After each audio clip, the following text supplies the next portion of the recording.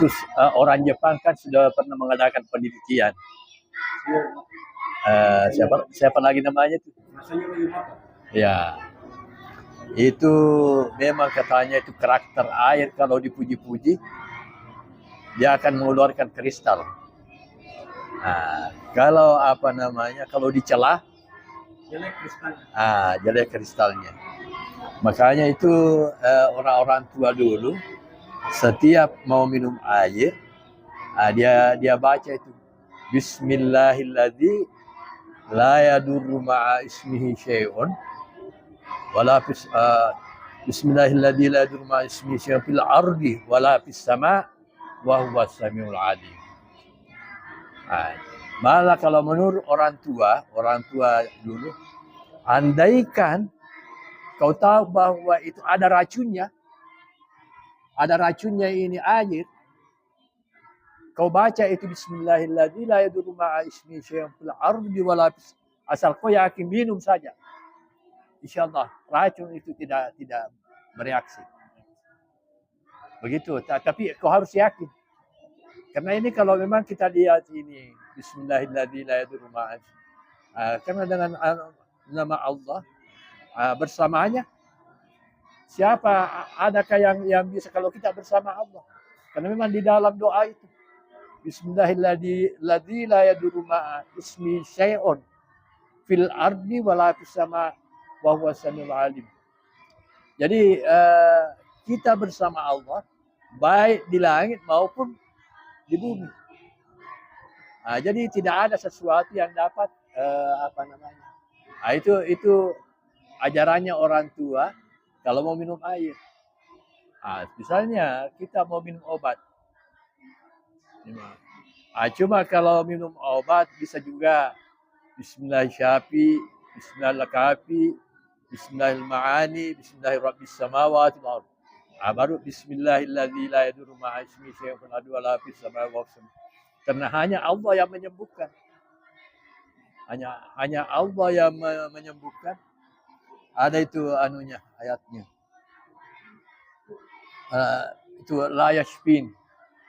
Wa idza maridtu fa huwa la yashfin.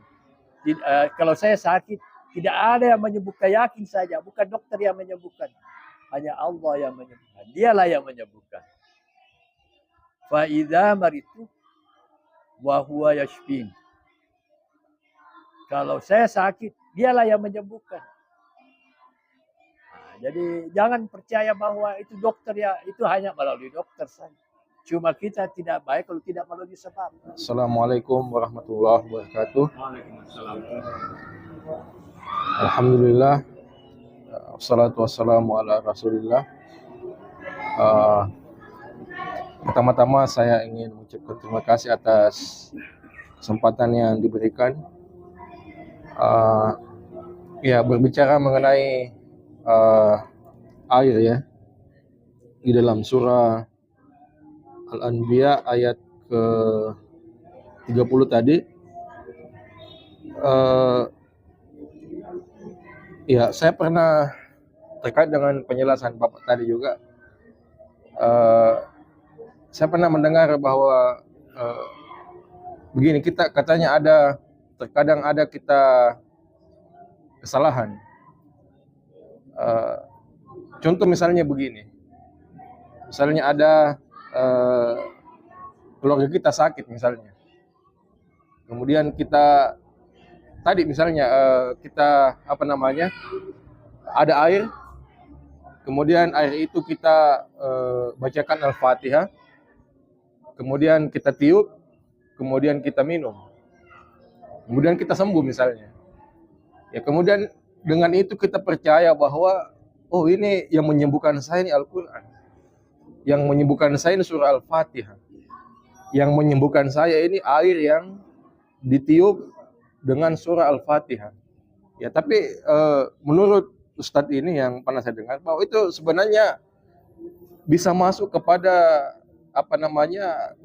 kesalahan berpikir, bahwasanya yang menyembuhkan seperti Bapak bilang tadi yang menyembuhkan itu Allah Subhanahu wa Ta'ala.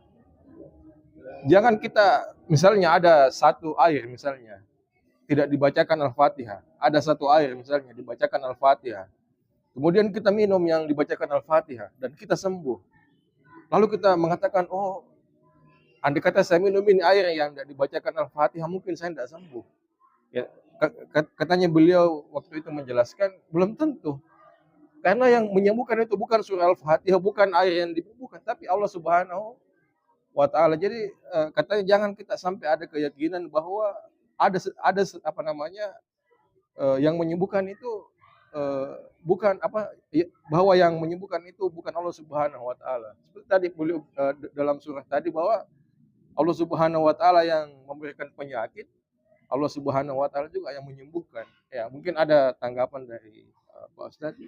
Kemudian yang kedua, ya ada juga pernah saya dengar mengatakan bahwa air hujan itu berkah.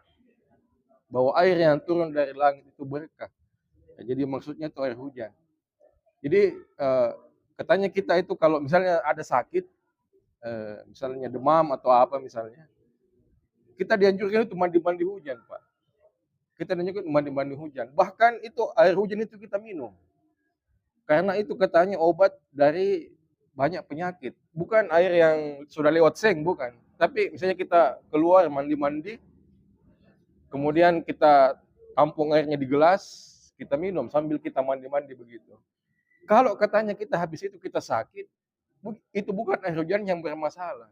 Tapi tubuh kita yang bermasalah. Ya, entah mungkin tubuh kita selama ini sakit sehingga bagaimana ya. Jadi air hujan katanya itu berkah. Jadi air hujan itu tidak mungkin menimbulkan orang sakit. Jadi tidak ada katanya itu orang sakit karena mandi-mandi hujan, tidak ada. Itu karena memang dia sakit. Dia di tubuhnya ada penyakit. Jadi bukan air itu yang membuat dia sakit. Nah, ini juga saya mau tanyakan. Jadi kalau air hujan itu berkah, kenapa ada banjir yang membuat ada korban meninggal itu berkahnya dari mana?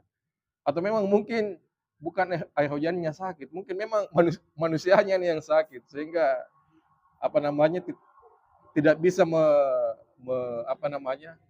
mengambil berkah dari air hujan sehingga air hujan dari berkah menjadi musibah karena kitanya yang sakit. Ustadz juga yang mengatakan bahwa mungkin bumi ini sudah sakit sehingga berkah dari langit itu sudah menjadi musibah karena saking sakitnya itu bumi sehingga berkah jadi musibah itu. Mungkin ada tanggapan dari Bapak satu Bapak yang lain. Assalamualaikum warahmatullahi wabarakatuh. Ini cara masalah air. Jadi mungkin saya ini mungkin ambil dari manfaat daripada air. Di mana itu airnya banyak manfaatnya, bermanfaat sekali. Baik di kita tubuh manusia, waktu pasti kita memerlukan air. Tanaman juga pasti perlu air. Jadi ini kebetulan saya yaitu di orang kehutanan, Pak ya. Bertanya adanya. Jadi memang penting. Bagaimana kita hidup tanpa air. Jadi air itu harus ada air. Nah, kenapa itu ada pohon-pohon, ada tanaman, ada reboisasi. Itu gunanya untuk menyimpan air. Karena tanpa air semuanya tidak akan hidup, Pak, dari tanaman sampai dengan manusia. Iya. Coba saja kalau misalnya padi atau apa tanaman apa kalau tidak ada apa juga itu air hujan yang awal yang pertama datang itu betul-betul itu Pak menurut ilmu dari pertanian itu kehutanan. Kalau air hujan jatuh yang pertama yang tidak lewat dari seng itu menyuburkan tanaman, Pak. Itu menyuburkan tanaman. Nah, jadi itu sangat memang besar manfaatnya air. Tanpa air tidak ada segala-galanya yang bisa jadi. Iya. Baik kehidupan manusia apalagi tanaman.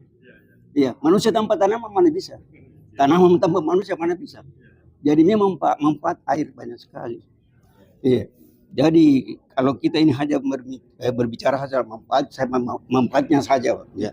Jadi ini karena sudah ada ini dalam Al-Qur'an, ini ada di ayat 30, ya alhamdulillah kita sudah bisa ini betul itu air ini jadi Pak.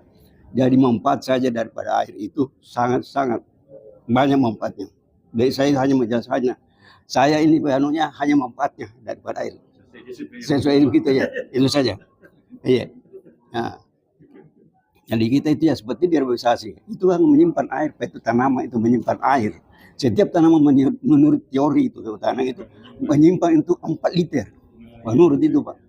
Nah, itu jadi kalau banyak tanaman, tapi sekarang itu sudah banyak yang gundul tanaman. Nah, ini karena ulah manusia juga.